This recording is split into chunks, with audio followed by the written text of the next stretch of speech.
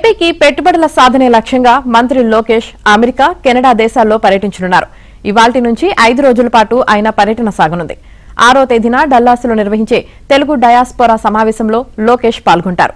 8, 9 తేదీల్లో San Francisco వేదికగా పలు కంపెనీల ప్రతినిధులతో భేటీ అవుతారు. 10న కెనడాలోని టొరంటోలో పర్యటిస్తారు.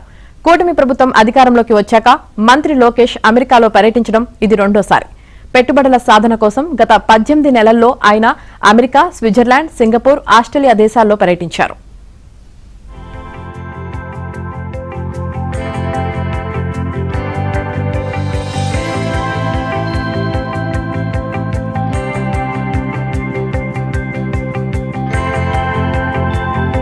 ఆయన పర్యటన సాగనుంది.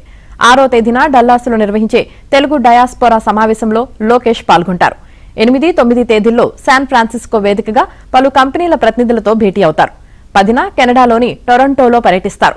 కూటమి ప్రభుత్వం అధికారంలోకి వచ్చాక మంత్రి లోకేష్ అమెరికాలో పర్యటించడం ఇది రెండోసారి.